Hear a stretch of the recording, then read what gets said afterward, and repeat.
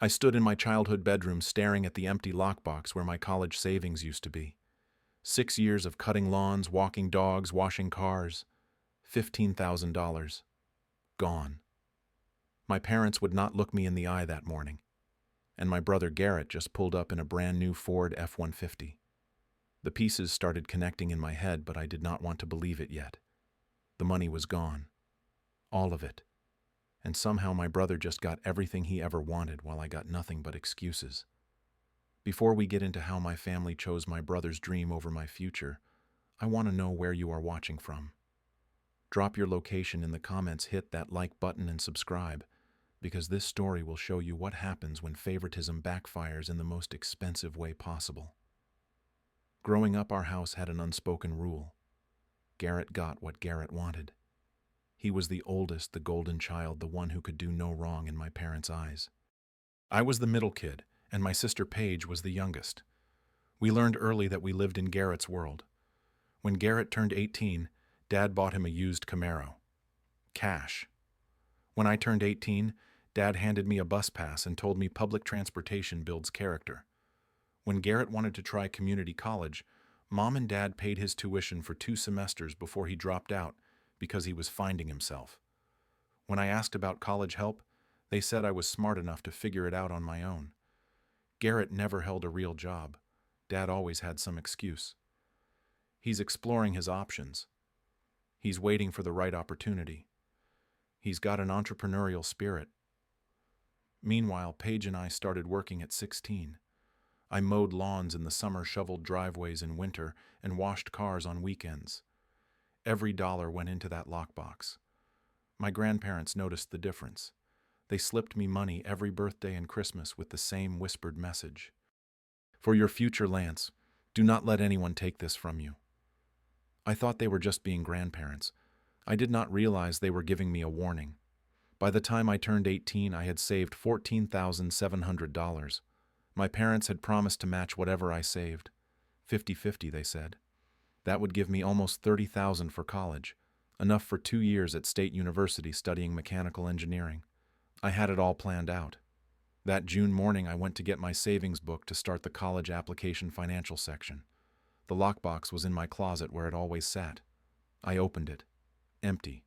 Not just the savings book. Everything. The cash I kept for emergencies. The savings bonds from my grandparents. All of it. Gone. I went downstairs. Mom was making coffee. Dad was reading the newspaper. Normal Tuesday morning. Except my entire future had just vanished. "Where's my savings book?" I asked. Mom did not look up. "We moved it somewhere safer." "Where?" "Your father has it." Dad turned the page of his newspaper. "It's in the safe deposit box at the bank." Something felt wrong, but I did not push it. Not yet. 3 days later, Garrett came home in that truck. Brand new, jet black, chrome everywhere. The thing must have cost $40,000 easy. He was 22, had not held a steady job in 2 years, and somehow just bought a truck that cost more than most people's annual salary. "Nice truck," I said, keeping my voice level. Garrett grinned. "Thanks, little bro. Dad helped me out with the down payment." My stomach dropped. How much was the down payment? $30,000. But it's cool. I got a plan. $30,000. The exact amount that should have been my college fund. I went straight to my room and logged into my savings account online. My hands shook as I typed in the password. The screen loaded.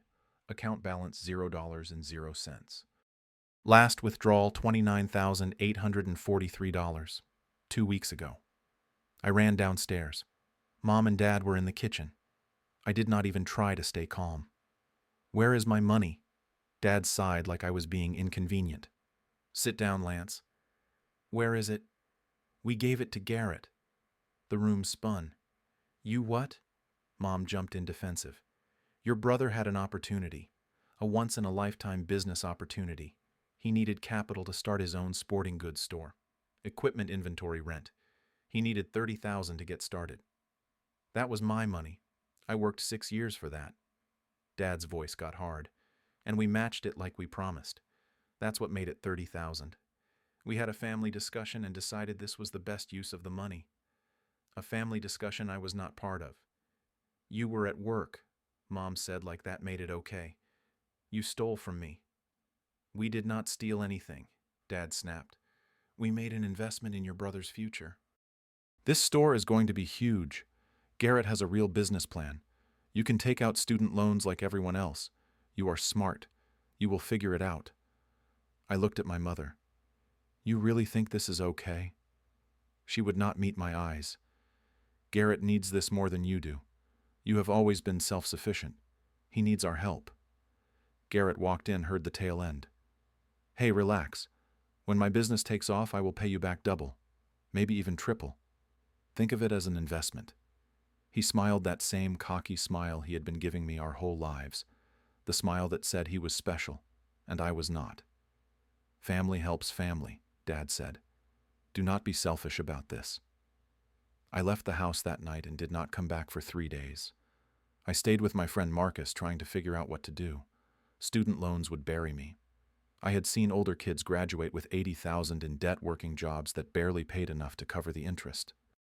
Then Marcus mentioned something. His cousin had joined the army and gotten his college paid for through the GI Bill. Full tuition, housing stipend, no debt. I started researching that night. 2 weeks later, I walked into the recruitment office. A week after that, I signed a 4-year contract. I would save money, and then go to college completely debt-free. When I told my parents, they looked disappointed. Why would you waste time in the military? Mom asked. Because it is the only way I can afford college now. Garrett laughed. Cannot handle real life, so you are running away to play soldier. Only Paige supported me. She hugged me and whispered, do what's best for you, not them. My grandparents were proud. Grandpa had served in Vietnam. He took me aside the day before I left and gave me $2,000. Your grandmother and I have been saving this for you. Use it for whatever you need. We are proud of you, son. My parents did not come to see me off at the bus station. They were too busy helping Garrett set up his store. Basic training broke me down and built me back up. For the first time in my life, I was judged purely on my effort and results, not on whether I was the favorite, not on birth order, just on what I could do. I discovered I could do a lot. I excelled in vehicle maintenance, got certified as a mechanic, and scored high enough on my tests to get my choice of duty stations. They sent me to Germany first, then South Korea. I worked on everything from Humvees to tanks. The skills were valuable, more valuable than I realized at the time. During my off hours, I took online courses, engineering fundamentals, mathematics, physics. The Army paid for the classes. I started building credits toward my degree before I even left active duty. I made real friends. People who had my back not because we shared blood, but because we shared hardship and purpose. These guys became my brothers in ways Garrett never was. I saved almost every paycheck. No rent, no bills, food and housing covered. My bank account grew steadily. By the end of my first year, I had $15,000 saved, more than I had before my parents stole from me. By year 2, $30,000. By year 3, $45,000. I called home maybe once a month. The conversations were always short. Dad asked how the military was treating me like he was asking about the weather. Mom told me about Paige's nursing school applications. Nobody mentioned Garrett's store unless I asked directly. When I did ask, the answers got vaguer over time. It is doing okay. Slow season. These things take time. 6 months into my service, Garrett called me. Not to ask how I was doing, to ask for money. Hey, Lance. Listen. I am in a bit of a cash crunch. Could you loan me $10,000 just until the spring season picks up? Sports equipment sells like crazy in spring. I do not have $10,000 to loan. Come on, man. Dad said you were probably sitting on a pile of cash over there with nothing to spend it on. Even if I did, the answer is no. Silence. Then his voice changed. Cold. After everything they did for you, this is how you repay them, by refusing to help your own brother. Everything they did for me, they stole my college fund. They invested it. There's a difference. How is the store doing?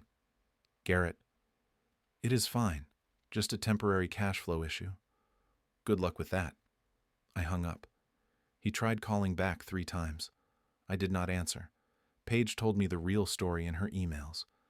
Garrett had rented a space that was way too expensive. prime retail location downtown, but the rent was eating him alive. He had no clue how to market. He just assumed people would come because the store existed. He hired his buddies instead of people who knew retail. He bought too much inventory of the wrong stuff. The store limped along for a year. Garrett went back to Mom and Dad for more money. They gave him another $15,000, taking out a home equity loan to do it. He burned through that in 6 months. By the time I finished my second year of service, Garrett's sporting goods store was closing. He lost everything. The inventory got sold at auction. He could not make the truck payments and had to give it back to the dealership. At 26 years old, he moved back into his childhood bedroom with our parents. Mom and Dad never mentioned the failed business to me. When I asked directly, Dad just said the market was tough. It was not Garrett's fault. It was absolutely his fault. Garrett bounced between odd jobs after that. Delivery driver, warehouse work, nothing steady, nothing he stuck with. He was too good for regular work, still waiting for his next big break. I finished my 4 years of service with an honorable discharge, $58,000 in savings, and enough college credits that I only needed 3 years to finish my mechanical engineering degree. The GI Bill covered everything. Full tuition, a monthly housing allowance of $1,200, books, fees, all of it. I did not owe a single cent. I moved to a different city for school. Fresh start. I kept in touch with Paige but blocked my parents' numbers and Garrett's. I did not need their negativity while I was trying to build something. Paige was struggling, working 2 jobs while going to nursing school. Our parents were not helping her either. Too busy supporting Garrett even though he contributed nothing. I started sending Paige $500 a month. She tried to refuse it at first, but I insisted. "You are the only real family I have," I told her. "Take the money." She cried and thanked me. That meant more than any word from my parents ever could. College was easy compared to the military. I knew how to work hard, how to manage time, how to push through exhaustion. I graduated with a 3.8 GPA and multiple job offers. I accepted a position with an aerospace company. Mechanical engineer. Starting salary $75,000 a year. I was 26 years old, debt-free, and making more money than my father had ever made in his life. The first year at the company, I kept my head down and worked. I took every overtime opportunity, every extra project. I wanted to prove I was worth the investment. My supervisor noticed. Within a year, I got promoted to senior engineer. My salary jumped to $90,000. A year after that, lead engineer. $110,000. I bought a small house in a decent neighborhood. 3 bedrooms, 2 baths, a garage where I could work on cars on the weekends. I paid 20% down and got a mortgage I could afford easily. I started dating Simone. She was a project manager at a tech company, smart-driven, independent.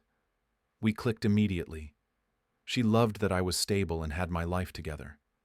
I loved that she did not come with family drama.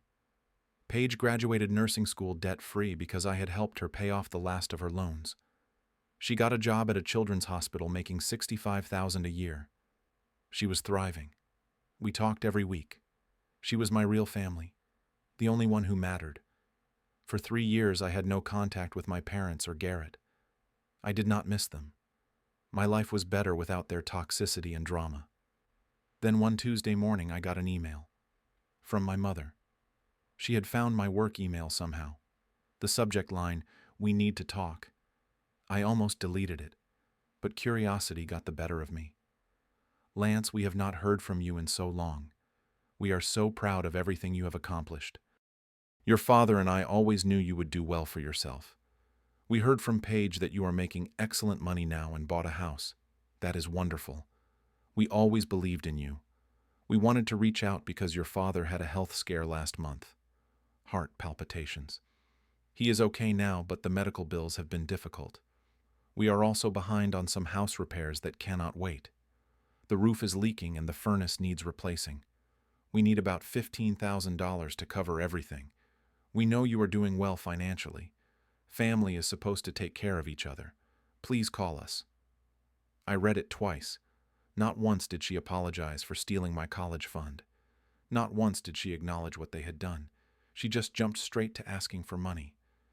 I deleted the email and blocked her work email address too. A week later, my phone rang. Unknown number. I answered. Lance, Garrett's voice. How did you get this number? Paige gave it to me. She had not. He had tricked her somehow. I would find out later he had told her it was an emergency. What do you want? Hey man, long time. Heard you are doing really well.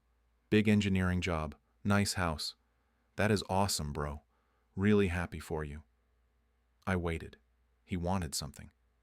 Look, I know we have not talked in a while. I know things got complicated. But Mom and Dad really need help. Dad's medical bills are piling up. They are drowning. I would help, but I am kind of broke right now. You are the only one who can.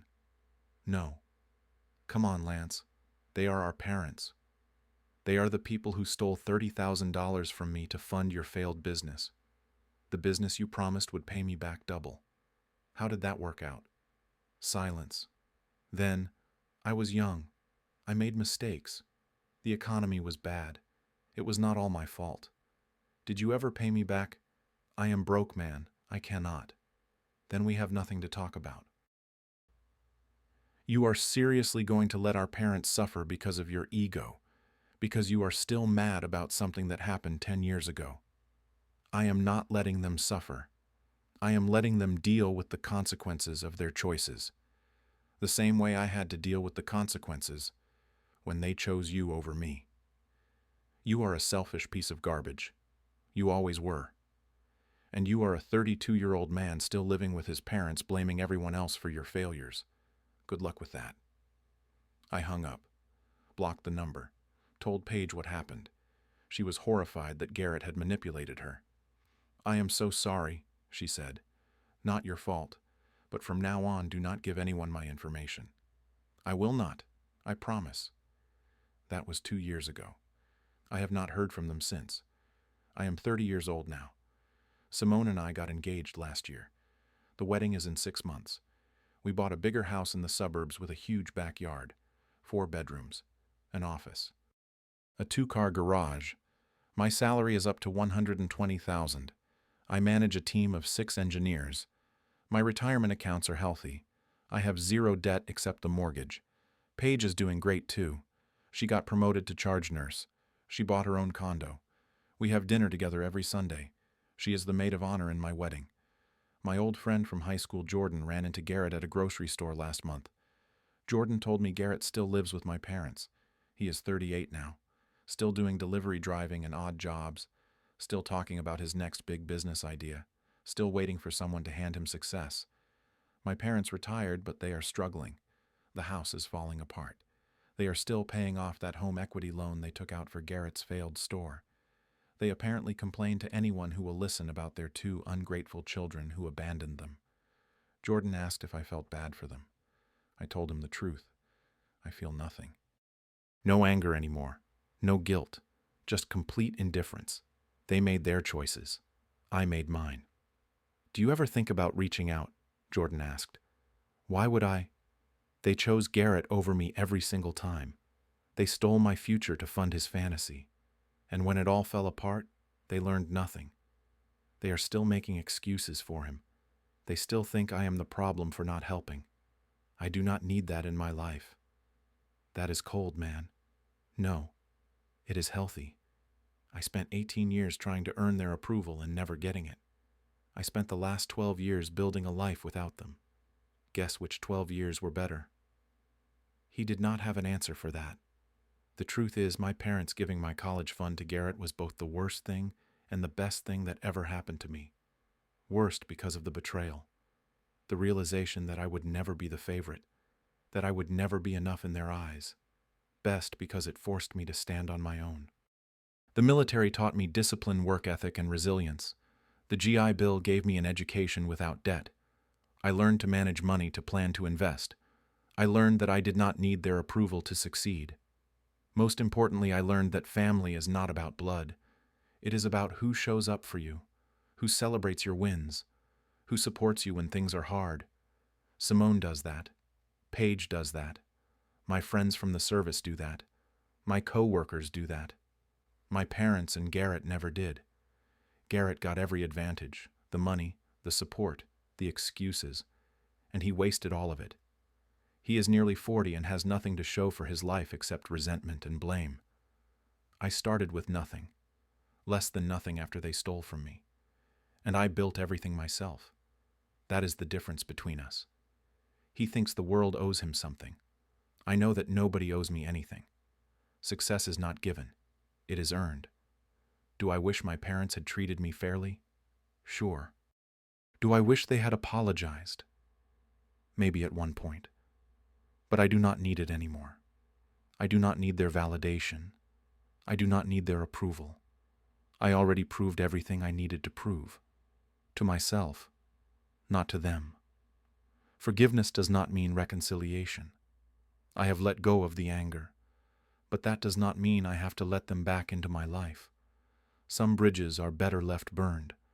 Paige asked me once if I would help them if they were truly desperate, if they were about to lose the house or could not afford food. I thought about it honestly. I would help them the same way they helped me, I said. I would tell them to figure it out themselves. I would say they should have planned better. I would remind them that they are smart and capable and can handle their own problems. I would use their exact words back to them. She nodded. That is fair. It is more than fair. It is generous. Because after everything they did, they do not deserve even that much consideration. Sometimes the best revenge is not revenge at all. It is building a life so good, so full, so successful, that you do not even think about the people who wronged you anymore. And when they finally come back asking for help, you realize you do not need their validation. You never did. My life is proof that you do not need your parents' support to succeed. You do not need their money. You do not need their approval. You just need the determination to prove them wrong by living well. And I am living very, very well. So let me ask you something. Have you ever had family members who treated you unfairly? People who played favorites or took advantage of you? What did you do about it? Drop your answer in the comments. And if this story resonated with you, hit that like button and subscribe so you do not miss the next one. Share this with anyone who needs to hear that it is okay to put yourself first. Thank you for listening to my story. I hope it reminds you that your worth is not determined by how your family treats you. It is determined by how you treat yourself. Take care of yourselves out there. You deserve it.